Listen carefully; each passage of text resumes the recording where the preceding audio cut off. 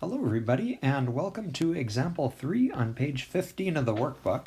And in this example we are going to work through doing an integral using the method of partial fractions. And just to warn you, this is going to be kind of a long problem.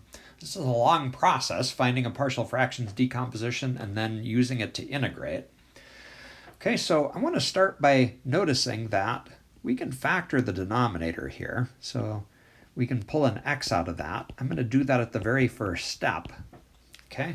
Because as you remember, in using this technique, the first step is always to find your partial fractions decomposition. So let's take the fraction that's inside of our integral. Okay, I'll write the denominator in its factored form. And we want to break it down according to the rules that we talked about in the previous examples that we did. So looking at the denominator, there's a linear factor x. We just need one term for that, a over x. And then the x squared plus 9, that's an irreducible quadratic. And so there, we need a bx plus a c in the top. Okay, because of the fact that it's an irreducible quadratic. Okay, so that's what our partial fractions decomposition looks like. And because we want to do an integral in this problem, we do need to figure out what the constants a, b, and c are. Okay, so what we'll do, this takes us back to the first example we did in this section. We'll multiply both sides by the denominator over on the left-hand side.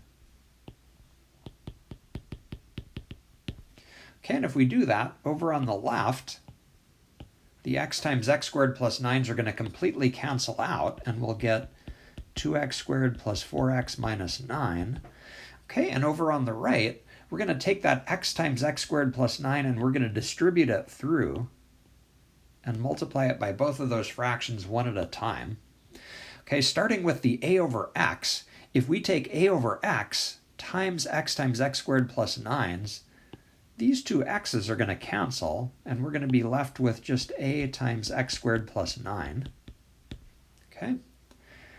And moving on to the next term, okay, if we take bx plus c over x squared plus 9 and multiply by x times x squared plus 9 this time, the x squared plus 9s are going to cancel, and we'll be left with bx plus c times just x.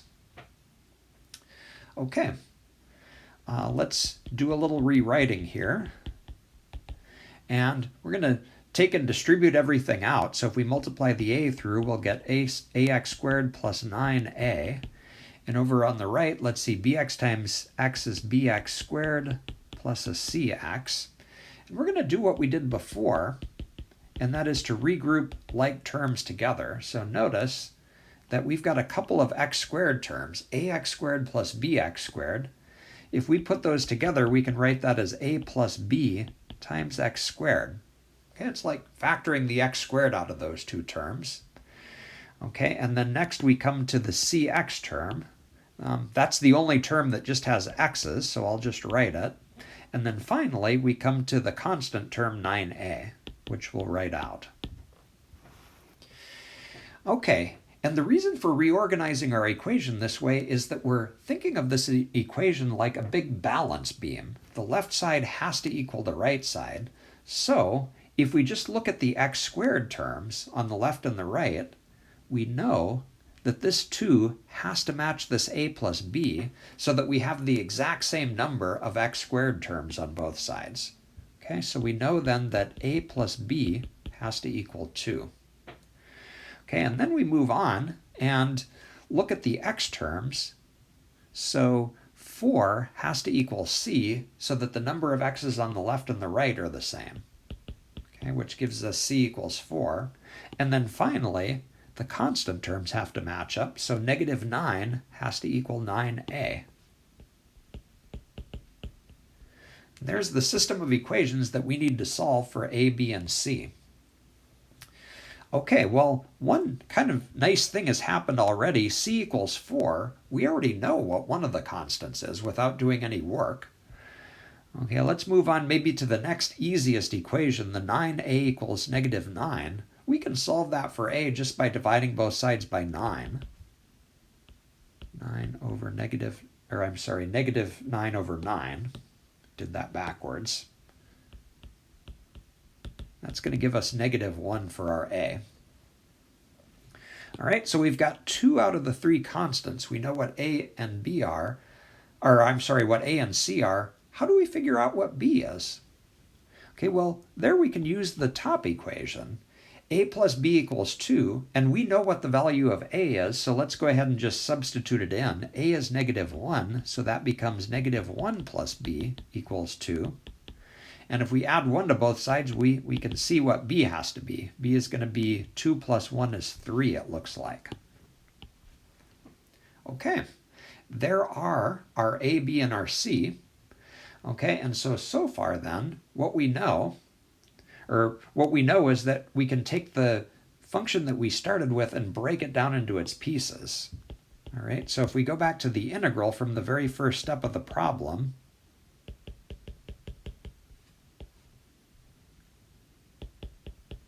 we now know that this integral breaks into the integral of a over x, okay, and we know that a is equal to negative 1, so we'll write negative 1 over x, okay, plus the second term looked like bx plus c. If we fill in the b and the c, we're going to get 3x plus 4, there's the c, over x squared plus 9.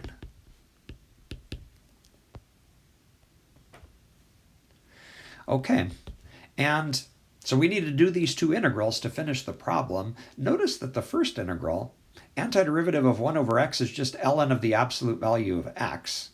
Okay, so, and there's a minus 1, so we'll just factor that out. Okay, so let's write that as negative natural log the absolute value of x, plus, and then we've got a second integral, which I'm going to break into 2 smaller pieces. You see how that numerator, 3x plus 4, is in 2 pieces? That means that we can break this into 2 separate integrals. Okay, the more pieces we can break it into, hopefully the easier our integrals are going to be. Okay, so to finish this problem, we have 2 integrals that we need to do. I'm going to label those 1 and 2 so that we can look at them separately. Okay, so starting with the first of the 2 integrals, let's look at that. Okay, well, we can take that 3 and factor it out.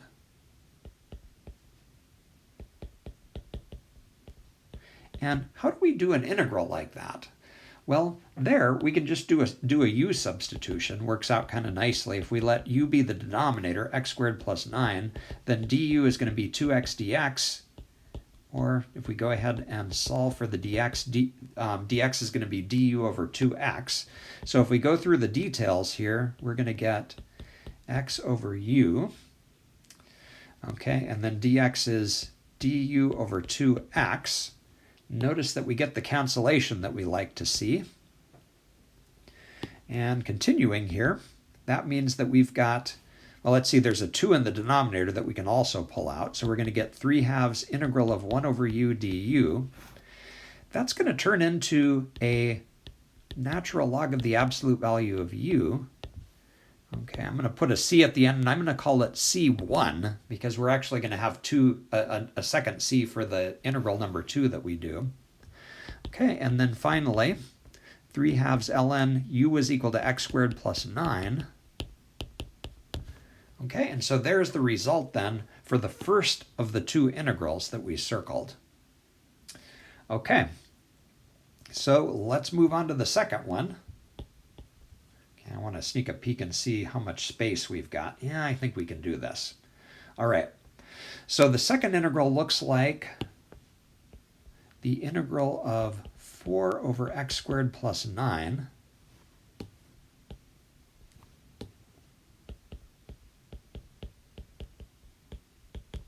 Okay, maybe notice first that that 4 we can pull outside. I'm going to do that at the first step here.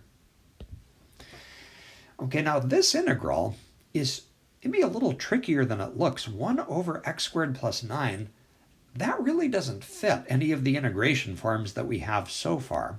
So we have an extra tool. that we have not yet introduced called a table of integrals. We're going to talk in more detail about that later, but I'm just going to show you a picture of it and point out the fact that on this big list of table integrals, Formula 17 matches pretty closely the thing that we're integrating. We were trying to integrate 1 over u squared plus 9.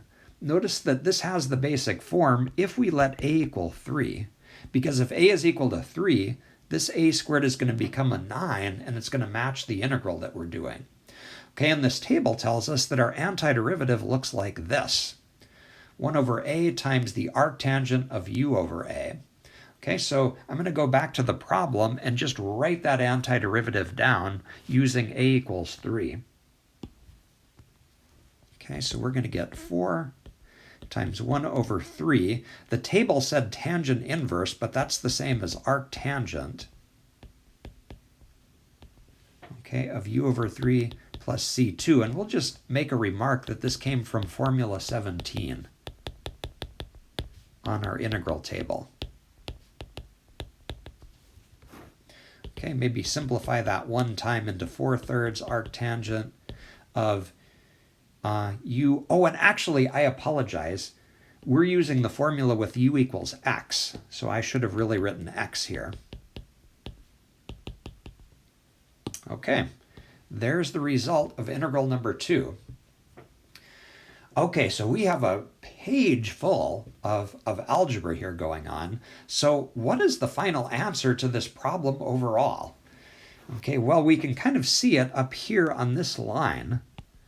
Okay, negative ln of the absolute value of x, that was the first piece, and we just did these two integrals 1 and 2. So we just need to take all 3 of those answers and combine them together, okay, into one formula. So our overall antiderivative is going to look like the negative ln of the absolute value of x plus, then we come to the value of the first integral, 3/2 ln absolute value of x squared plus 9. Okay, and then finally we came to the value of the second integral, which was 4/3